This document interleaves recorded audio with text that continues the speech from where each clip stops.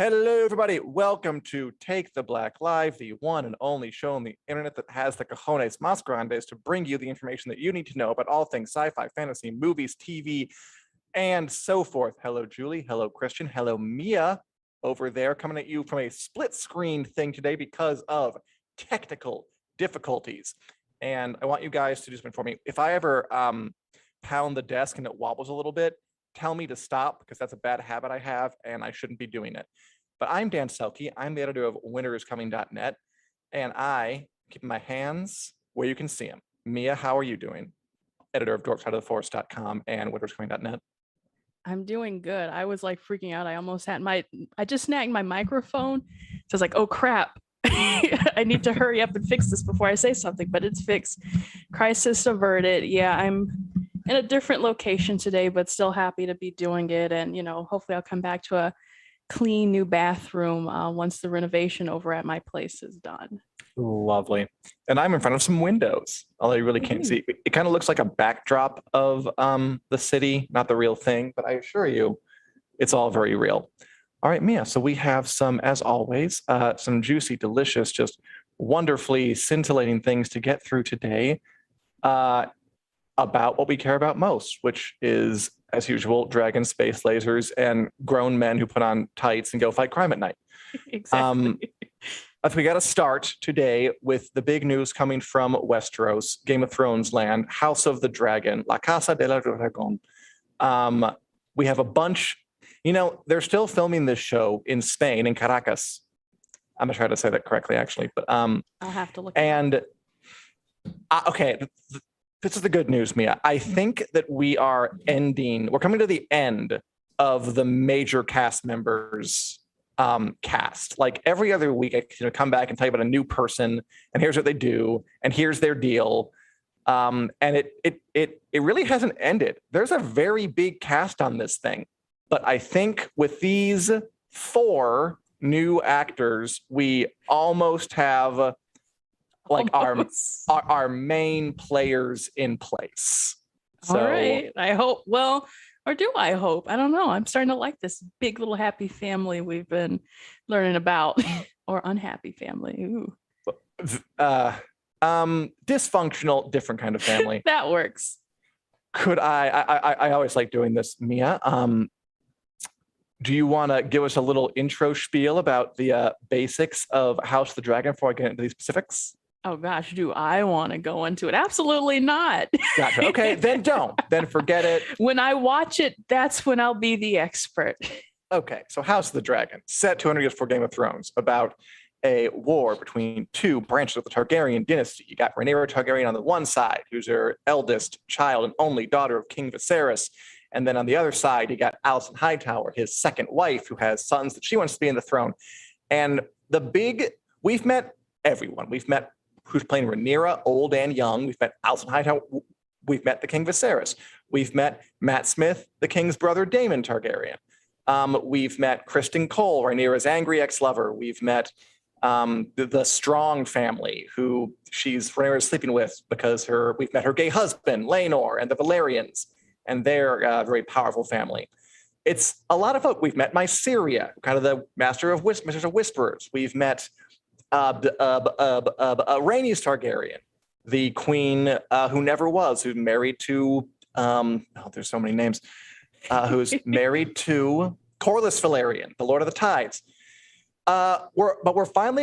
We've met Lyman Beesbury, who gets tossed at a window. Oh my God. Okay, folk we haven't met are pretty important. They're the children of Alicent Hightower, who is the second wife of King Viserys. Because remember, her whole deal is, I would rather Rhaenyra not be in the throne. I would rather my kids be on the throne.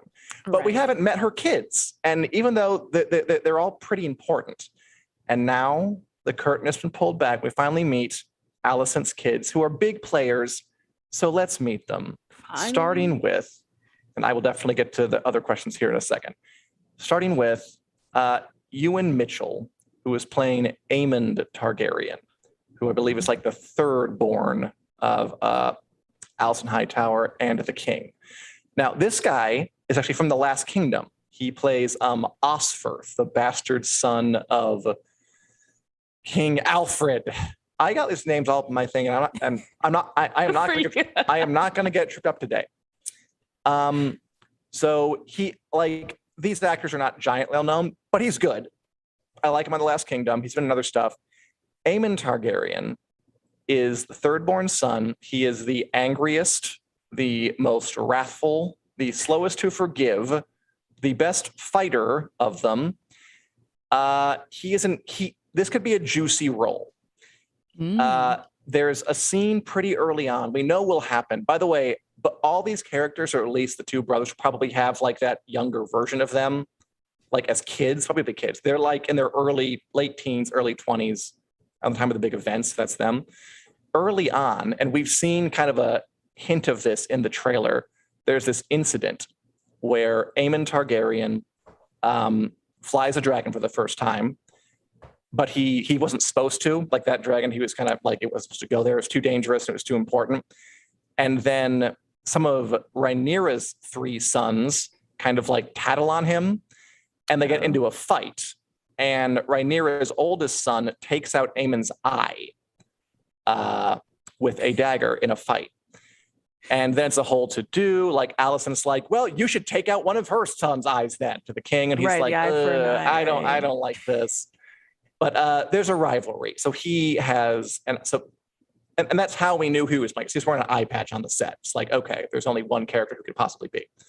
So that's a big point. He also has, I won't spoil too much, but towards the end of the story, we're talking like season 3 or 4 or something, he has probably the most dramatic scene in the entire story, where he fights Matt Smith on Dragonback, and Matt Smith leaps from his dragon onto the other dragon, and they fight in the saddle, and it's a whole thing. Ooh, and do and you then think I can't say anything more than that, but okay. Do you think we'll like actually see this scene play out? Because we know like they're bringing a lot more dragons than what we've seen in Game of Thrones. I think Julia, I saw she had a comment. She asked, "Did I see Game of Thrones?" Yeah, definitely. I've seen Game of Thrones. I've seen all seasons. Just, this new stuff I'm not caught up in. So I kind of like, this all being fresh and unfolding before my eyes. But yeah. Oh, back to my original question. Do you think we will see this big, dragon hopping battle you're talking about happening in this, or maybe they'll like save up the budget with smoke and mirrors until they can build up to a scene like that? I mean, that goes into like, they have the budget to do it now because they're starting at this super high place as Game of Thrones forced them to. We'll see it if they can get far enough. I mean, if the show tanks in season 1, we won't see it, but this is like later on. I'm sure they want to do it. It's a good bit. Who doesn't want a Dragonback thing where the one guy jumps from the other thing and then fights him? That'd be awesome. But it'd be pretty late. So we'll just cross our fingers they are able to get to it. As Stephanie says, like the John Wayne of GOT. Yeah, like a pouty, thin, kind of angry, wrathful John Wayne. He's on the Iron Throne at one point when his older brother can't do it. He has a good role. This could be a good role for this guy if they pull it off. And speaking of his older brother, we also have, we're a little less sure of this, we also have English actor Tom Glynn-Carney as Aegon Targaryen II, the older son of Alicent and the King. So that guy's older brother. He's the oldest child. He's the one who is kind of directly opposing Rhaenyra. So Rhaenyra wants the throne. She's the eldest child and the only daughter. And then Alicent's like, no, this is the guy that I want on the throne instead, my oldest son with the king. He's a bit more passive than Rhaenyra, at least at the start. He's a bit, he kind of has the strings pulled by his mommy a bit.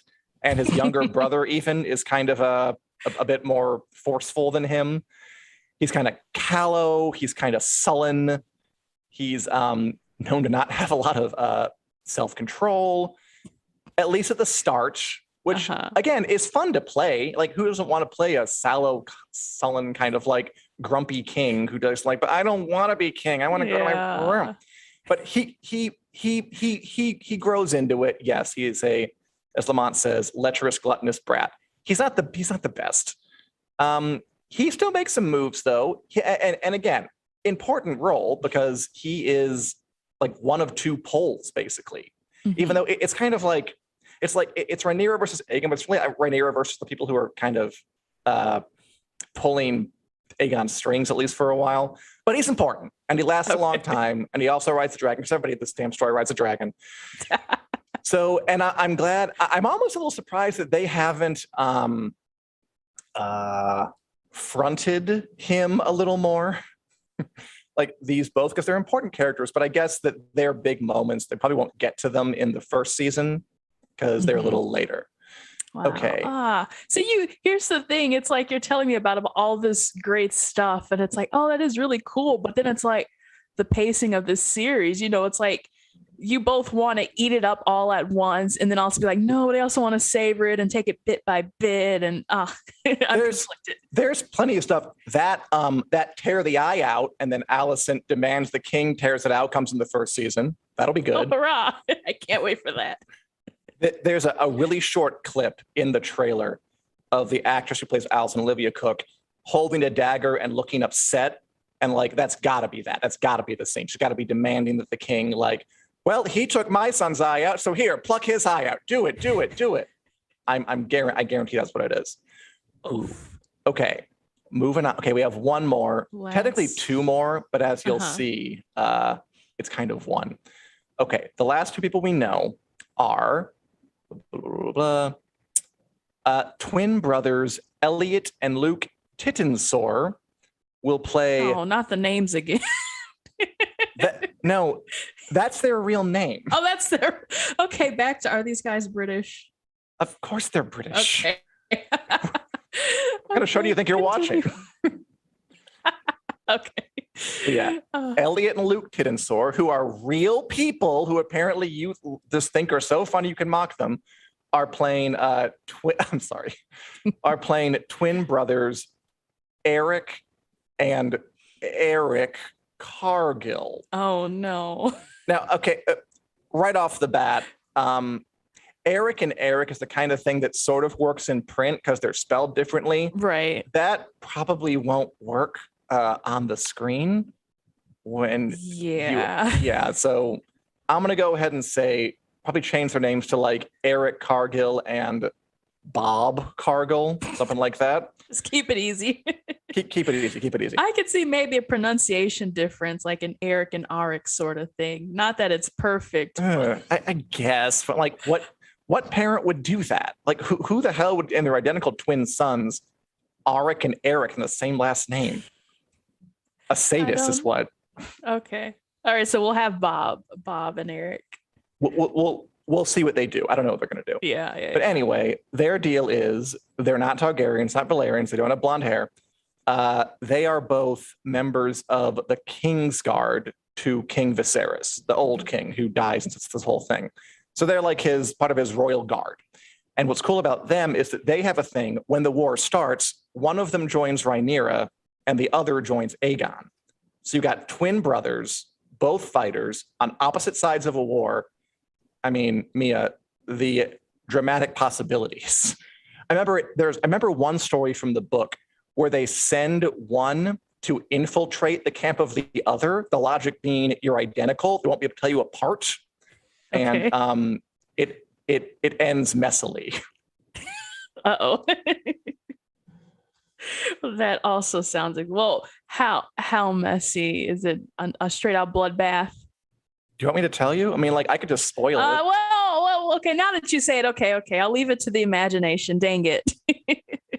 But again, I mean, just think about it. Like, can you see the dramatic possibilities of two twin warrior brothers, both of them pretty good guys. They're not assholes. That they're decent people on taking opposite sides in a war, and then having to eventually come to. I mean, come on, that's dramatic. Okay. Yeah, it is. Like two sides of the civil, like the Yankee brother and the Confederate brother, basically. Yes. Torn aside. I'm not sure who's Yankees in this scenario. Like torn asunder, family versus duty. Just do you go with your love or your responsibility and yanked back and forth? I mean, there is the show is full of possibilities. It has those grand sort of operatic moments. The only question is whether they can kind of dole them out in a judicious, not absurd, over the top way, I think. But it's very possible. And with that, we're pretty much done, I think, with the main characters for the first season. There are others who come later, but for the first season, I can't think of many more important folk that we would be introduced to. Okay. Well, I'm excited. I can't even count. I've lost count of everyone who we've talked about, but I think eventually it'll all round out. Like today I was thinking about Eternals and like how many characters are in that cast. And it's like, oh, slowly but surely I'm remembering the names and obviously who plays them, but I know I will get it and I know I will remember, especially because, there's going to be so much more being released up until whenever it comes out. Right. Yeah, it's going to be intense. And this is a good comment. As Stephanie says, she works in labor and delivery. It's sometimes comical what parents do to twins. Stephanie, I am curious about that. Are you saying that, like, do you have any weird naming stories of like twin brothers being named like it's Don and Dan McGill? Like, because that to me would be, I would just make them as different as possible if I had twin children. Wouldn't you? I think it's a shtick. Like, okay, so my sisters, they're twins. No, I didn't know that. Yeah, they're, fraternal. So sisters, but don't look alike. But their names, both start with B. They're Brooke and Blair. So they've got, some of that going on. What I they're really fraternal, like, though. That's fine if you're fraternal. If you're identical, I don't know, man. Yeah, that just makes it even worse. My favorite is I heard about one of our neighbors had twins and named their twins Clark and Addison, which is the cross section of Wrigley Field. I was like, oh, I kind of like that one. That one is just creative. Again, That's it's not like, cute. yeah. So, yeah, I would like to know some of these funny stories too. Pete and Pete. The most unusual one she's gotten is ABCDE. ABCDE for your child's name? Just like you just take the first 5 letters of the alphabet and call it a day? I wonder what their passwords are. 1, 2, 3. Password. It's absolutely password. There could be no other possibility. That is a good one. How would you even say that? And yes, there, as being pointed out, there are other characters. Emma Aaron. There are some Stark characters. We've met some Lannisters. We met the twin, more twins, but we'll see how much they get into it. Absidy, Absidy. I don't want to cast judgment on these people, but I kind of hate those parents. But I don't know them. Good for them. All right. Any other thoughts on the new House of the Dragon folk who might be the last for a while? Yeah, we'll see. They all look like swell people. I'm excited to see them in action. All right. Are you ready to move on? Yeah. Then what else are we talking about today, Mia? Oh my goodness. So over the weekend, DC had their second annual DC Fandome. Again, next to Tudum, not a fan of these names. Right. Those are 2 dumb names. Yeah. I think Disney Plus Day has it right. Just keep it simple. But oh my gosh, yeah, I was kind of overwhelmed by the amount of stuff they put out. And like The Flash, talking about Black Adam, talking about Peacemaker, talking about, and then there's video games and all these other shows that they have going on, like I don't really watch the CW shows, but I thought up first we would just take a look at The Batman, which they released a full trailer for that featuring Robert Pattinson, Zoë Kravitz as Selena Kyle Catwoman. So I think we should just jump into it and take a look. What's the trailer for The Batman? All right, so we have a dark. Okay, that she reminded me of like that painting, of like the diner. Oh, yeah, the diner, yeah, diner with no door. Yeah, it's very classy. We have the Riddler, played by Paul Dano. Oh, what's in the coffee? Is it FK? No, it's a question mark. How did he do that? How? He's a barista on the side. Just do that. So he's the main guy then, the Riddler? They're going to try to make the Riddler question man threatening. Yeah, so there's Robert Pattinson as Batman. That looks like the CTA, doesn't it? Isn't it? A little bit. And he is growling up. Yeah. Sorry, go ahead. Oh no, I was saying I think the Batman did do some shooting in Chicago, so it's like those platforms look familiar. We've got some. I don't know whose henchmen those are. What do you think of Robert Pattinson's Bat voice? I have to know. That line, I was a little surprised. It's like, it's okay, but I don't know. I'm gonna have to get used to it. Maybe better than Christian Bale. Oh, we had Selena Kyle. Oh, Andy Serkis. She looks good. Andy's, yeah. I'm not sure how I feel about that. He's convincing. I think it's fine. The Bat voice, low, growly, kind of like ASMR whispery almost when I heard it. Yeah. Oh. I'm actually a fan of the score if we're picking things that we like. Yeah, just all sorts of exciting, a lot of action. That suit is so bulletproof. Amazing for him. That sounds a little dorky. I'm Vengeance, but you know. Yeah. Oh, I like his car. It's like a 1970s muscle car Cadillac or something. Yeah. Which is a weird, discordant thing. It's like a campy thing brought into modern day. Okay. Yeah. Shirt off, red stuff. Jeffrey Wright. Did we say that already as Commissioner Gordon? It is. I'm happy to see him. Oh sure. Yeah. Oh, Dark Knight reference. Is that Ray Liotta? No. Oh, you didn't get rid of the 1970 Thunderbird. Nope, it's still on there. Colin Farrell as Penguin. Yep.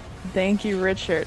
It sounds like they're already overloading on villains before it even begins, but maybe. I don't know. Yeah, it's another Spider-Man, huh? I mean, look. Well, that one feels purposeful. This one feels like they're kind of following the trend. My issue with it is that it doesn't. It kind of. Do we need another like grimdark one? I thought we had a lot of grimdark Batman. I know, and I don't know if I'm like, you know, if you think back to Tim Burton, and then you're like, okay, well, the other side of that would be like a campy sort of whatever the heck was going on in the 90s. But I think I can make an exception because it's Robert Pattinson. And I don't know, I've just had like a personal little Robert Pattinson renaissance. I've just happened to like him a little bit more recently. It feels like he's rebounded from Twilight. I probably said that a bunch of times, but even though I like Twilight, you know, it was still an era that was a little, you know, cringy, and you're like, you know, who could ever recover from this? And I think he's recovered. I like what he's been in. So I really can't argue with what they're doing, at least based on the trailer. I mean, as Christian says, everyone is doing shooting in Chicago, which is true. They shot The Dark Knight here. I remember that back in the day. I mean, the real answer that no one will ever do, but I know it, is to not make Batman movies. Just stop it. Like, we already have 1,000. Cut it out. Do something new. I know it's not really an option for Hollywood, but that is the real solution. Like, oh, great, another grown-up Batman. I mean, I'm sure it'll be fine. Mia, I am so tired of fine. I'm so tired of fine. Whenever I go to the theater to see one of these things, it's always just fine. I was talking to my partner about this. Yeah, it's just Shang-Chi was so aggressively okay. And I'm afraid that that's kind of where I am. I might be out. I might be out of superhero stuff. Oh, no. It's possible. Maybe I'll feel better tomorrow. I hope so, because I don't know. I do feel like Batman just feels like one of those evergreen characters. Like, he's got such a, you can say fascinating story, you know, depending on how you spin it, and depending on what part of his life you want to focus on, all that stuff. So it just it feels like everyone is going to want to have a Batman story to tell, because they probably grew up watching it when they were younger and always wanted to emulate, you know, telling a story with him or being him or something like that. So it's kind of, I don't know, to me, it's like playing with toys in real life. Like, you know, I'm thinking about my brother. He had Batman toys, and then, you know, he's playing like Arkham Asylum, the video games and all that stuff. And I love it too. Like, you know, I usually am not always so overzealous about DC stuff, but I will admit, I love me some Batman. So I don't think I can jump off the bandwagon or anything just yet. He is their most reliable get. Yeah, I'll come around. We'll talk about that some other time. As Christian asks, how many 007 movies do we have? A lot. I mean, I didn't see the last one either. Did you see No Time to Die? No. And yeah, that's the thing. I'm not a huge James Bond fan. I know there's a lot of, people who love Bond and stuff, but that is the one thing that I can do without. I think the last one I saw was like Skyfall. It was a miracle I saw that in theaters. You enjoyed that one, I remember. Yeah. Oh, yeah. I think you told me that song for nothing else. And Stephanie says, best Batman movie was the Lego movie Batman. And I don't really disagree. That was a pretty good one. I did see that one. That was cute. Yeah, I like that. Anything else stand out from you from DC Fandome 2021? Yeah, see, I was kind of tied. I think I did a ranking like right after because I did not watch it live. I didn't want to watch it live. I was like, it was like 6 hours. It was really long. So I ended up, just going back and watching all the trailers. So The Flash was obviously one that we had seen, and I'm still not sure if I understand where they're going with this. You've got Ezra Miller is back as the Flash from the whole DCU. And then there's some sort of plot about him being able to go back in time and revisit a timeline or something. And for some reason, he goes back to visit Michael Keaton's Batman. That's kind of lost on me, but it's an excuse to get a thing people remember into a movie. Yeah. Michael Keaton as Batman, and then draw in that crowd. It is weaponized nostalgia, and I'm sure it'll be fun. But it's another reason I'm having problems with just the whole thing recently. And I don't know why it's kind of creeping up on me. Will you see Dwayne "The Rock" Johnson as Black Adam? Yeah, they shot him a lot of bullets and he was fine. Okay, yeah, that was my problem. And that the Black Adam teaser. Here's the thing that I've been saying with DC, even though they've been, they have some good ones, they have some bad ones. When they had these overpowered, I don't know if you want to call them an anti-hero or a villain or whatever, but when you just had these overpowered super beings, it's kind of like, well, where are the stakes? You kind of learn that in any kind of storytelling lesson, like what are the stakes for the protagonist? And, if we can just shoot at him and nothing's going to happen, then where will the story go? So I imagine it'll be cool maybe to see The Rock. I kind of feel like I have an obligation to see all of his recent stuff, maybe minus the Fast and Furious movies, but I don't know. I'll watch it. I like Shazam, so maybe if it's a little bit like that, I'll watch it. Which, speaking of, they'll have Shazam 2 with Helen Mirren. I was like, oh, that looks cool. So that one I do want to see, Fury of the Gods. Sure. I'll go on a case-by-case basis with this stuff. If it looks good, I'll check it out, but I am making no guarantees. Yeah, really. Let's see what anything else from that? I think that was about it, aside from Peacemaker we had talked about before, coming from James Gunn. I think it'll be a little maybe refreshing to see him put his take on extending the DCEU. And it looked really funny. I was like, okay, this looks decent. It's not necessarily like the CW shows and they have to be tame or they have to have a low budget. It's smaller. It's coming out in January and looks like they put a lot of effort into it. So I will surprisingly be watching that. I will say that looks more interesting to me than any of the movies they were talking about. Because TV is better than movies, and just a little more room to put your stamp on it and do something a little different, and make John Cena a sad, jingoistic, tidy whitey wearing sad boy whose father hates him. It looks like there's a bit more something to it, but all of it can probably just stop, I think. But sure, I'll check it out on a case-by-case basis. I wrote an essay today on Dark Side of the Force of all places about DC, and it kind of made me wonder. I was like, DC is this place where you've got like 7 different universes. Half of it is not canon or questionably canon, but it works. Like people are still coming back regardless of the questionable content. So that's something I published today. Like, should Star Wars follow in DC's footsteps? Should we, expand into non-canon material, use the universe to just come out with a whole bunch of stuff? I know your answer is no, but it's something interesting to ponder. I mean, Hasn't it already? What about like a Star Wars Visions? Exactly. Yeah. So that was kind of the anchor point. I was like, well, if we could do Ah. Visions, what if we just do a complete standalone movie like the Batman or Joker, where it's like, this has nothing to do with everything else, but we just thought it'd be cool.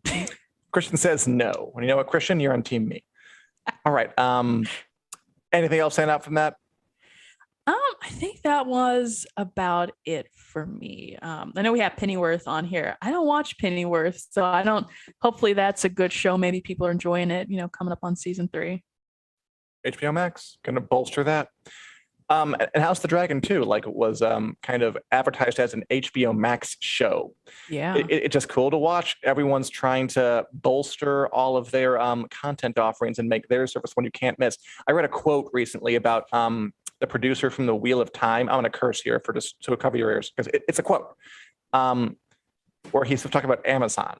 And he's talking about like, we're spending all this money on the Wheel of Time and the Lord of the Rings because the goal right now with all these streaming services, and like the exact quote was something like, we have to have a show that makes you feel like shit if you're not watching it, which is just, I mean, that's a very bald thing to admit, right? It's true. Yeah. It's what they're all trying to do. And it is good for us in the end. So yeah, let it ride. It's all good. You know what I am watching, Mia, right now? What are you watching? And enjoying? I'm watching the new season, the 3rd season of Succession on HBO and HBO Max. HBO Max.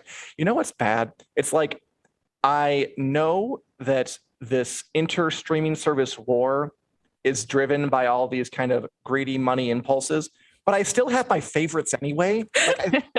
I still boost HBO Max because of shows like Succession, which is very, very good. Was good in its 1st season, was good in the 2nd season, and it's starting out strong in its 3rd season. Story about, I guess, the kind of story I like, about an incredibly wealthy, powerful family, Game of Thrones-esque, who are battling each other for the top spot at this Fox News analog company they run, Waystar Royco.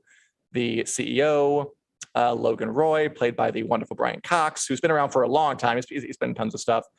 Is kind of getting old, on his way out, and everyone's like, "Ooh, who's going to replace him? Is it going to be?" And then, of course, you have all the characters. You have Shiv, the daughter. You have Kieran Culkin, who's like this smirking younger son.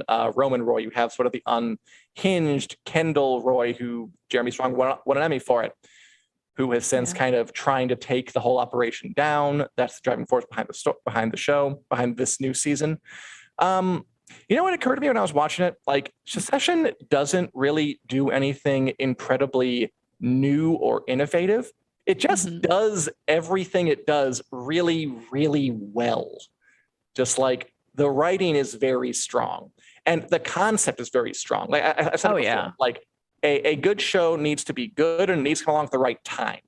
And like right now, when billionaires are launching themselves into space just because they can, this is the right time for a show about the excesses of the rich, of the super rich. It is a good time for it. And then it has a great mix of like real drama, real stakes. His family could fall apart and tons of money is at stake. But they add in a lot of humor. The characters kind of have different sides to them. There's like Greg is a very popular character, cousin Greg, who's kind of like along for the ride. I remember him. He's kind of hapless and helpless, but he's still around. He's pretty funny. And then characters can crack jokes, but they can also be serious. They feel sort of real, which I like. Yeah. And the performances are all good. I have like my favorites. It does feel like watching Game of Thrones because it's like, who's going to win the Iron Throne, basically? Who's going to become the CEO? It scratches that itch, but successfully in a modern setting.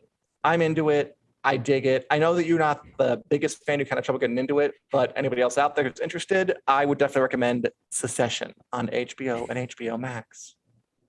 So did you get a chance to preview a couple episodes or have you only just watched the first one? I watched the one. I have a couple more to preview, but I wanted to talk about this before I watch the next one. So I didn't. Okay, yeah. So no spoilers or anything like that. Cool. I'm like, if I can only kind of power through like maybe the first season and maybe the second season. Well, if you have to power through 2 seasons of TV, I think it's not really worth it. Okay. Maybe the first.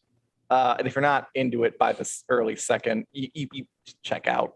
No one needs to make themselves watch that much TV if they're not enjoying it. Okay, yeah, that's definitely one of those, make me feel like crap if I'm not watching it. I'm like, but everyone else is talking about it. It's working. Get out of my head. They're diabolical.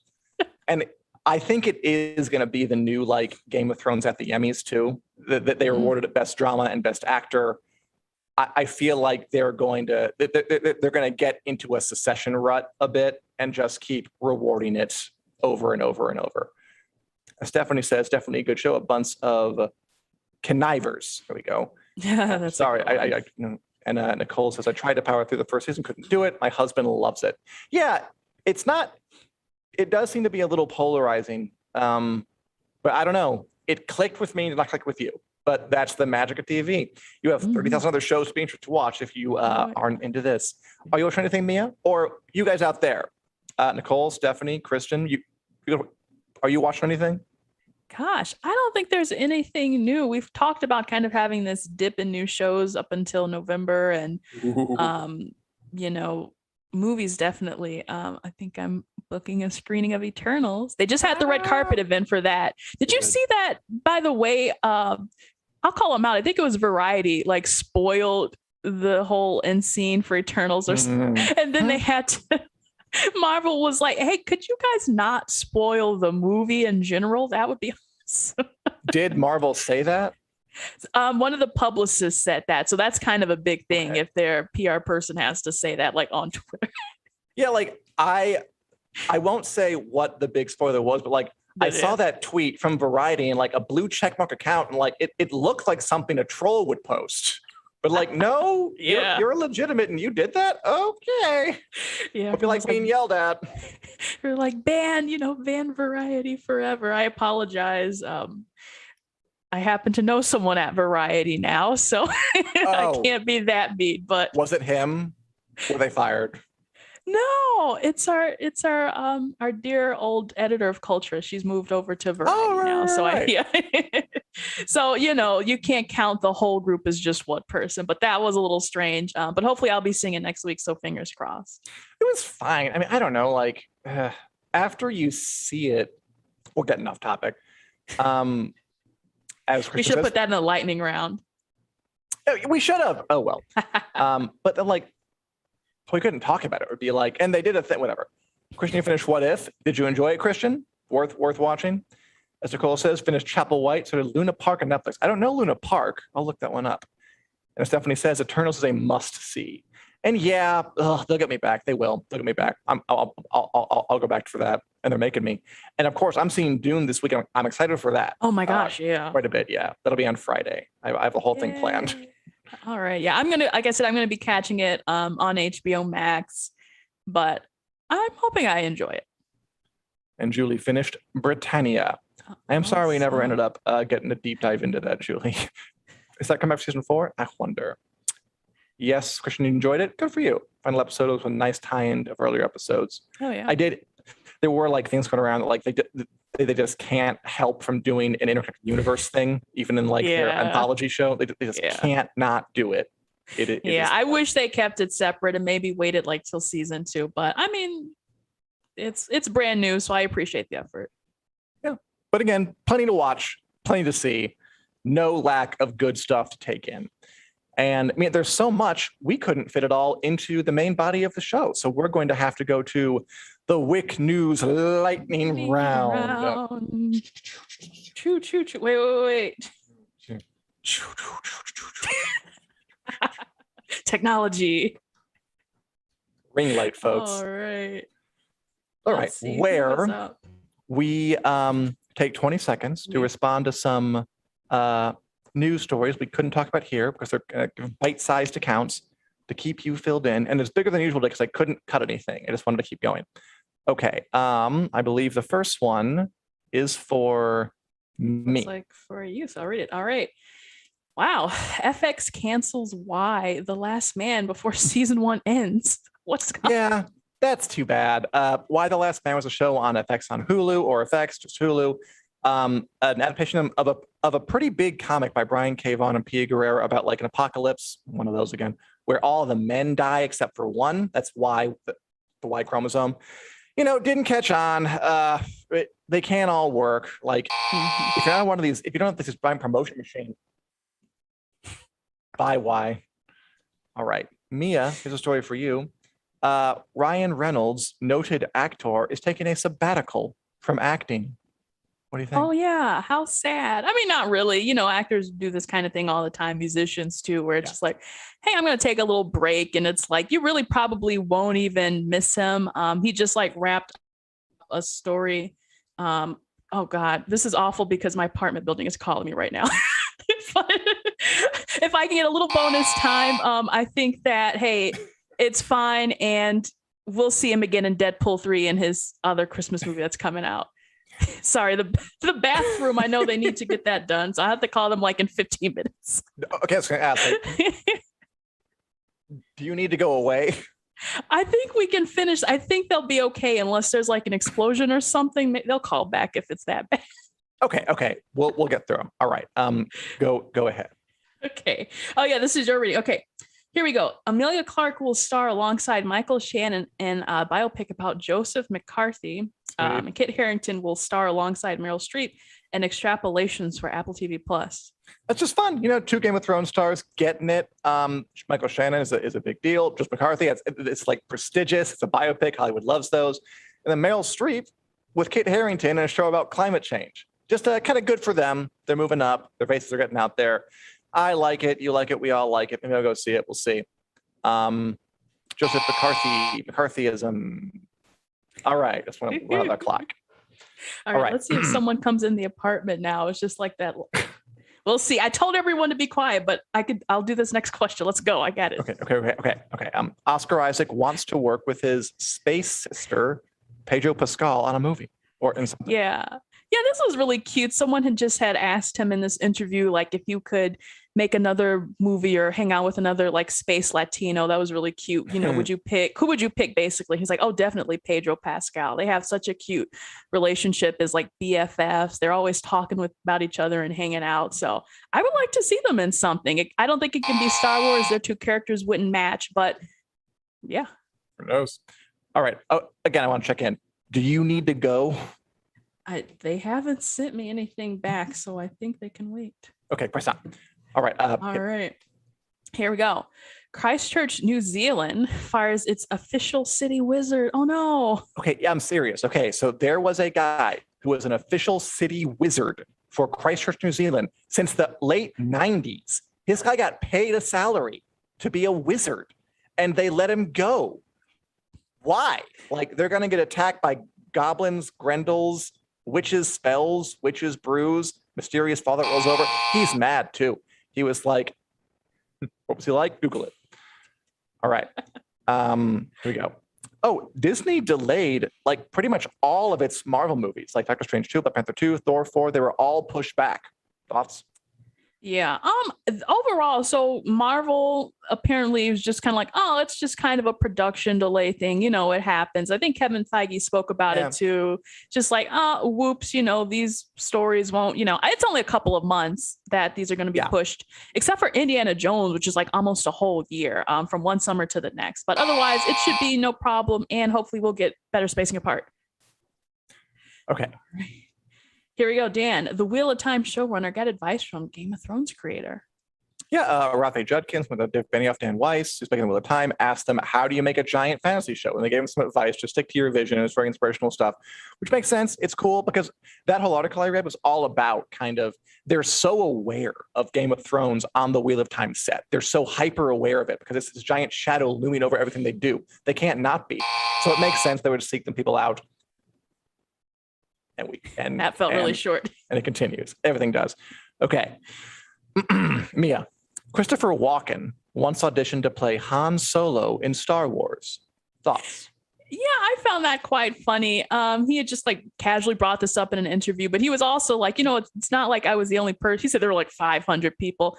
Could be an exaggeration, but it would have been funny if, maybe this had changed his career, like never tell me the odds or, something like, I've got a bad feeling about this, with the hair and everything. I was hoping you were going to do an impression. We got 2. Okay.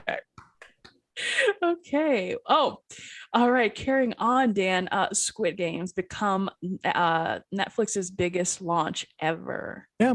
I think an article today that it was like about 5% of the people on the planet have watched at least some of Squid Game, which is very impressive. It kind of just shows how, like, the Netflix model of just sort of throw everything at the wall and just see which sticks. Like, it doesn't really do a lot of strategizing. Like, when you're that big, it still works. Like, people will find, and that'll be what you expect.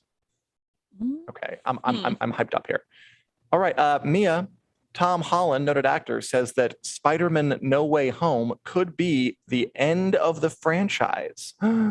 Yeah, that was kind of strange. He was talking about, filming and how everyone on the set had like this sense of finality to it, which was like, no. But I mean, then again, if you look at kind of all the other movies, they really haven't progressed past a third solo film for the exception of Thor. So if it happens, it happens. But I know it's not the end of Spider-Man, and fans might demand more. So there will be more. Don't get too sad.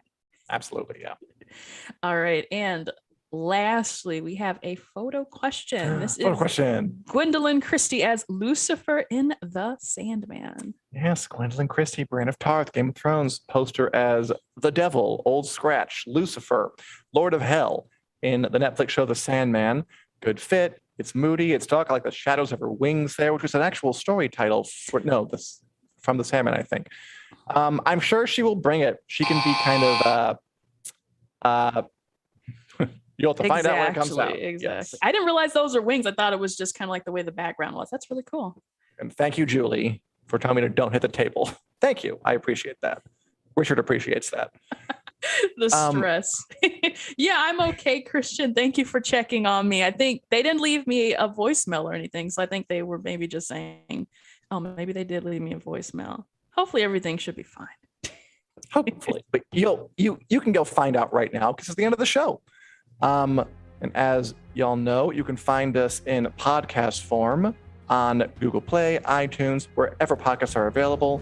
And if you want even more, Take the Black content, extra videos, extra articles, prizes, hit up the WiC Club here in this little comment or in the title description. And we are here every Wednesday at 4 p.m. Central Standard Time, talking about all this jazz on the Winter is Coming Facebook page and the Winter is Coming YouTube page. Thanks for watching as always. We love you guys, and we will see you next week. Bye-bye. Bye.